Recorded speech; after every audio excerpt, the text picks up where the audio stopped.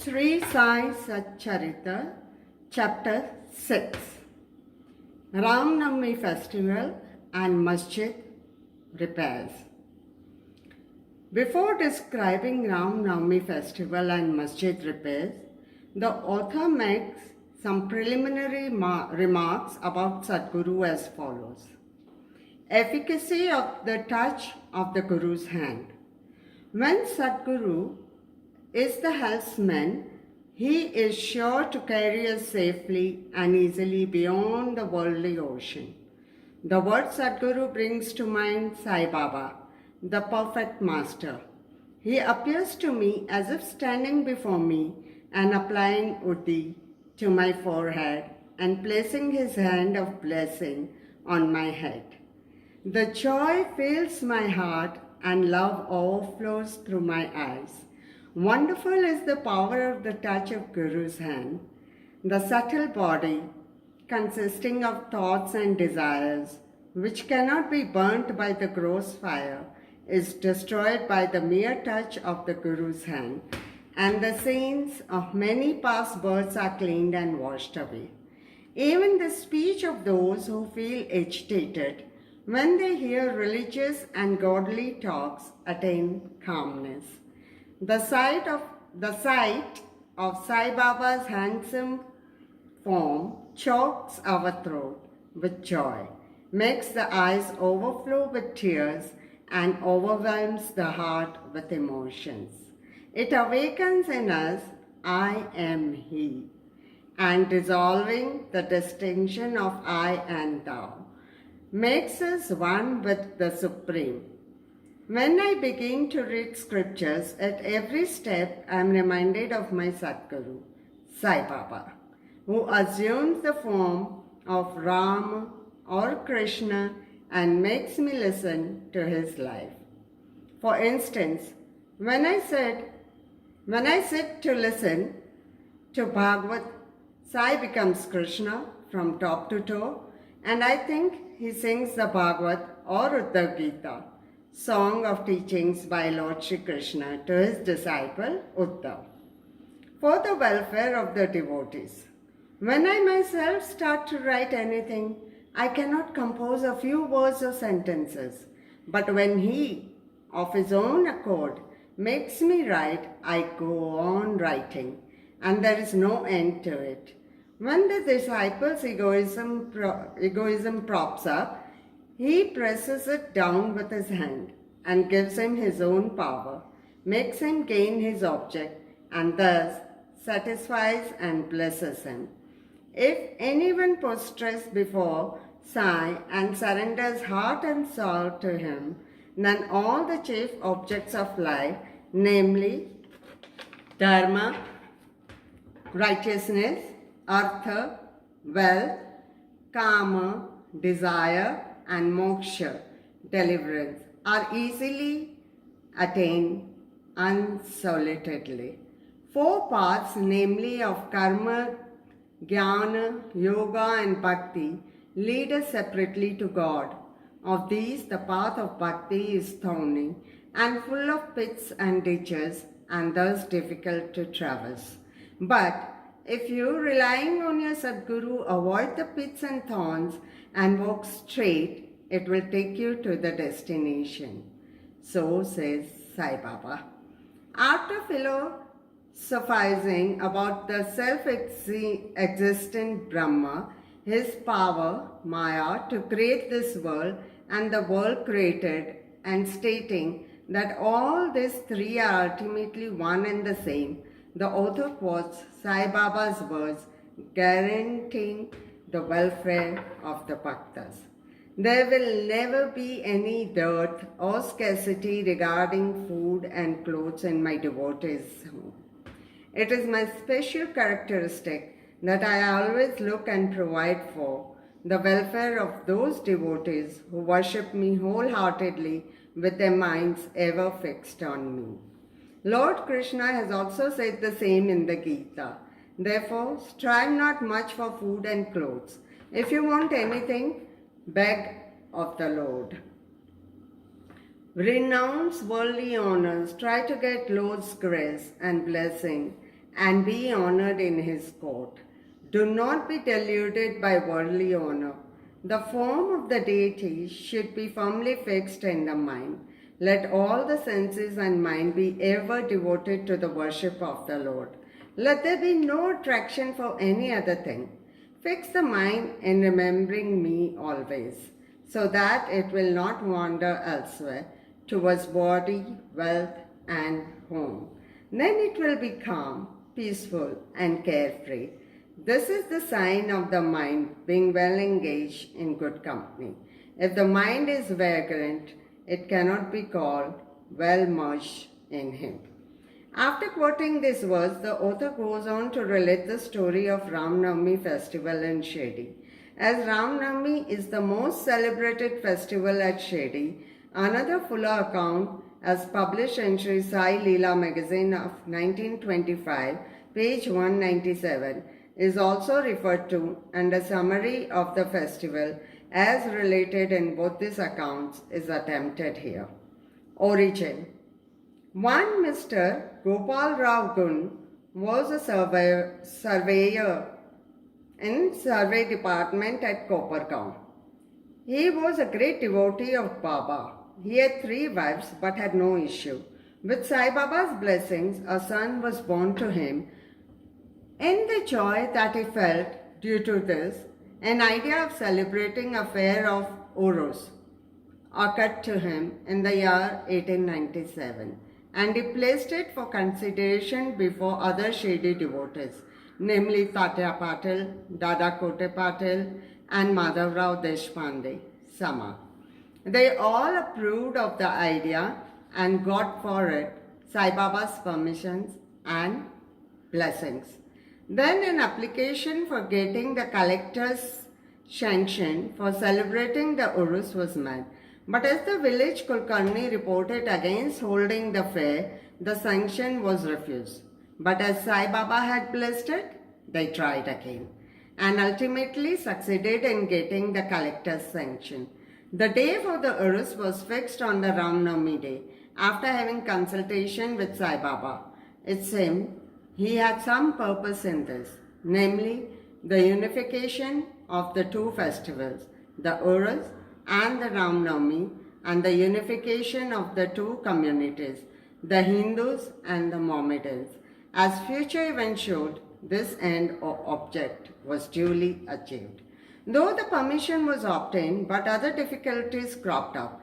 Shirdi was a village and there was scarcity of water.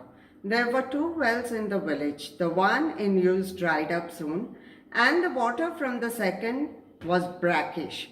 This brackish water was turned sweet by Sai Baba by putting flowers into it. As the water of this well was insufficient, so Tatya Patil had to arrange to get water from outside. Temporary shops were to be constructed and wrestling bouts arranged. Gopal Rao Gund had a friend by name Damu Anna Kasar of Ahmednagar.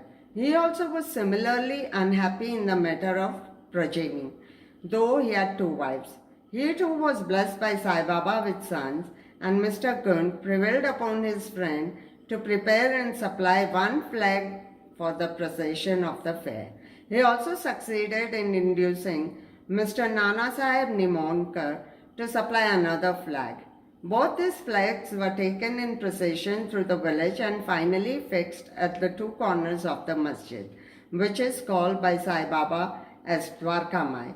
This is being done even now. The Sandal procession. There was another procession which was started in this fair. This idea of Sandal procession originated with one Mr. Amir Shakkar Dalal, a Mohammedan Bhakta from Korla. This procession is held in honor of great Muslim saints Sandal, that is Chandan. Paste and scrapings are put in the thali and carried with incense burning before them in procession to the accompaniment of band and music through the village, and then after returning to the masjid, the contents of the dishes are thrown on the nimbar and walls of the masjid with hands. This work was managed by Mr. Amir Shakkar for the first 3 years and then afterwards by his wife. So on the same day, the two processions, the flags by the Hindus and that of sandal by the Muslims, went on side by side and are still going on without any problem. Arrangement. This day was very dear and sacred to the devotees of Sai Baba. Most of them turned up for the occasion and took part in the management of the fair. Tata Kote Patil looked to all outward affairs, while the internal management was entirely left to Radha Krishnamai, a female devotee of Baba. Her residence was full of guests on the occasion, and she had to look after their needs and also arrange for all the paraphernalia of the fair. Another work which she willingly did was to clean and whitewash the entire masjid, its walls and floor, which were blackened and were full of soot on account of the ever-burning dhuni of Sai Baba. This work she did during the night when Sai Baba went to sleep every alternate day in the chowdi. She had to take out all the things, including the dhuni, and after thorough cleaning and whitewashing, replace them as they were before. Feeding the poor, which was so dear to Sai Baba, was also a great item in this fair. For this purpose, cooking on a grand scale and preparing various sweet dishes was done in Radha Krishna Mai's lodging, and various rich and wealthy devotees took a leading part in this affair. Transformation of the Urus into Ram Navami festival. Things were going on this way, and the fair was gradually increasing the importance till 1912, when a change took place. That year, one devotee, Mr. Krishna Rao Jogeshwar Bhishma, the author of Sai Sagunopasna, came from the fair with Dada Saheb Kapade of Amravati and was staying on the previous day in the Dikshit Wada. While he was lying on the veranda and while Mr. Lakshman Rao, alias Kaka Mahajani, was going with puja materials to the masjid, a new thought arose in his mind and he accosted the latter thus. There is some providential arrangement in the fact that the Urus of fair is celebrated in Shirdi on the Ram Navami day. The Ram Navami day is very dear to all the Hindus. Then why not begin the Ram Navami festival, the celebration of the birth of Shri Ram on this day here? Kaka Mahajani liked the idea and it was arranged to get Baba's permission in this matter. The main difficulty was how to secure a Haridas who would do kirtan and sing the glories of the Lord on the occasion. But Bhishma solved the difficulty by saying that his Ram Akhyan, the composition on Rama's birth, was ready and he would do the kirtan himself, while Kaka Mahajani should play on the harmonium. It was also arranged to get the Suntavada, ginger powder mixed with sugar, as prasad, prepared by Radha Krishna Mai. So they immediately went to the masjid to get Baba's permission. Baba, who knew all things and what was happening there, asked Mahajani as to what was going on in the Vada. Being rather perturbed, Mahajani could not catch the purport of the question and remained silent. Then Baba asked Bhishma what he had to say. He explained the idea of celebrating Ram Navami festival and asked for Baba's permission, and Baba gladly gave it. All rejoiced and made preparations for the Jayanti. Next day, the masjid was decorated with buntings, etc. A cradle was supplied by Radha Krishna Mai and placed in front of Baba's seat, and the proceedings started. Bhishma stood up for kirtan and Mahajani played on the harmonium.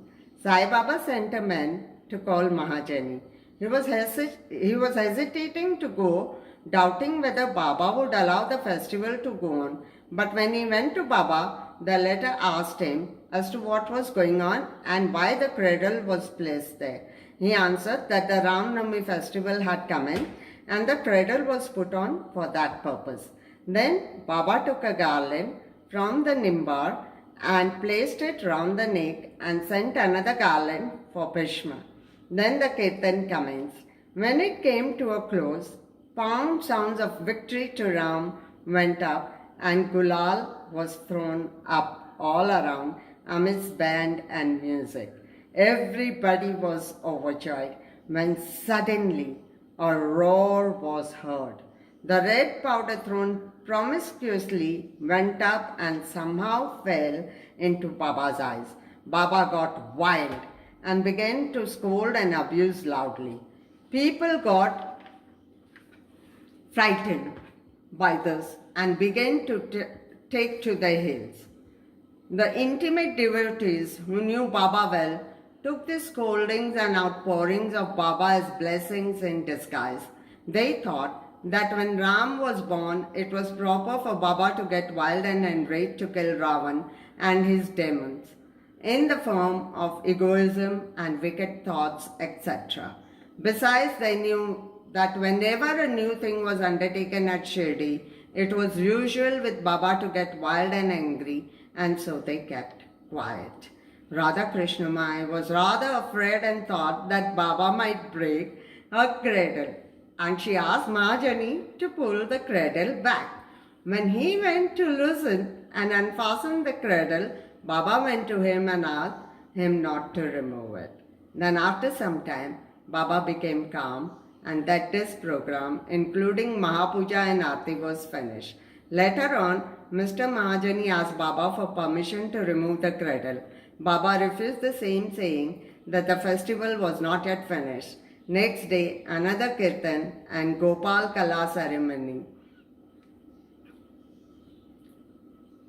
An earthen pot containing parched rice mixed with curd is hung to be broken after the kirtan, and the contents distributed to all, as was done by Lord Krishna amongst his cowherd friends, was performed, and then Baba allowed the cradle to be removed.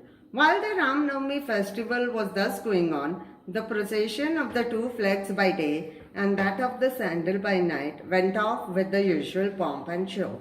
From this time onwards, the Urus of Baba was transferred into the Ram Navami festival. From next year 1913, the items in the program of Ram Navami began to increase. Radha Krishnamai started a Nam Saptaha, singing the glory of God's name continuously day and night for 7 days, from 11th day of Chaitra. For this, all devotees took part by turns, and she also joined it sometimes early in the morning. As Ram Navami festival is celebrated in many places all over the country, the difficulty of getting a Haridas was felt again. But 5 or 6 days before the festival, Mahajani incidentally made Bala Bua, who was known as modern Tukaram, and got him to do the kirtan that year. The next year, 1914, another Bala Bua Satarkar of Birhad Siddha Kawate district Satara could not act as a Haridas in his own town as plague was prevailing there, and so he came to Shirdi. With Baba's permission, which was secured through Kaka Sahib Dikshit, he did the kirtan and was sufficiently recompensed for his labor. The difficulty of getting a new Haridas every year was finally solved from 1914 by Sai Baba, as he entrusted this function to Das Ganu Maharaj permanently, and since that time he has been successfully and creditably conducting that function up till now. Since 1912, this festival began to grow gradually, year by year. From the 8th to 12th of Chaitra, Shirdi looked like a beehive of men. Shops began to increase. Celebrated wrestlers took part in the wrestling bouts. Feeding of the poor was done on a grander scale. Hard work and sincere efforts of Radha Krishnamai turned Shirdi into a sansthan. Paraphernalia increased. A beautiful horse, a palanquin, chariot, and many silver items, utensils, pots, buckets, pictures, mirrors, etc. were presented. Elephants were also sent for the procession. Though all this paraphernalia increased enormously, Sai Baba ignored all this thing and maintained his simplicity and modesty as before. It is to be noted that both the Hindus and Mohammedans have been working in unison in both the procession during the entire festival, and there has been no confrontation or quarrel between them at all so far. First, about 5,000 to 7,000 people used to gather, but that figure went up to 75,000 in some years. Still, there was no outbreak of any epidemic disease nor any riots worth the name during so many past years. Repairs to the masjid. Another important idea occurred to Gopal Kund.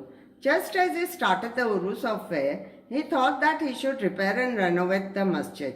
So in order to carry out the repairs, he collected stones and got them dressed. But this work was not assigned to him. This was reserved for Nana Sahib Chandorkar and the payment work for Kaka Sahib Dikshit. Initially, Baba was unwilling to allow them to have these works done, but with the intervention of Malsapati, a local devotee of Baba, his permission was secured. Baba took a small gadi for his seat, discarding the usual piece of sackcloth used till then. In 1911, the Sabha Mandap courtyard was also put in order with great labor and effort. The open space in front of the masjid was very small and inconvenient. Kaka Sahib Dikshit wanted to extend it and put a roofing on it. At great expense, he got iron posts, pillars, and started the work. At night, all the devotees worked hard and fixed the posts. But Baba, when he returned from Chowdi next morning, uprooted them all and threw them out. Once it so happened that Baba got very excited, caught a pole with one hand and began to shake and uproot it, and with the other hand caught the neck of Tatya Patil. He took by force Tatya's feta, struck a match, set it on fire and threw it in a pit. At that time, Baba's eyes flashed like burning ambers. None dared to look at him. All got terribly frightened. Baba took out a rupee from his pocket and threw it there, as if it were an offering on an auspicious occasion. Tatya was also much frightened. None knew what was going to happen to Tatya, and none dared to interfere. Bhagoji Shinde, the leper devotee of Baba, made a bold advance, but he was pushed aside by Baba. Madhav Rao was also similarly treated, pelted with brick pieces. So also those who went to intercede were similarly dealt with. But after some time, Baba's anger cooled down. He sent for a shopkeeper, got from him an embroidered feta, and himself tied it on Tatya's head, as if he was being given a special honor. All the people were wonder-struck to see the strange behavior of Baba. They were at a loss to know what enriched Baba so suddenly and what led him to assault Tatya Patil and why his anger cooled down the next moment. Baba was sometimes very calm and quiet and talked sweet things with love, but suddenly, with or without any pretext, got enraged. Many such incidents may be related, but I do not know which to choose and which to omit. I therefore refer them as they occur to me. In the next chapter, the question whether Baba was a Hindu or a Mohammedan will be taken up, and his yogic practices and powers and other matters will also be dealt with. Bow to Shri Sai Baba. Peace be to all.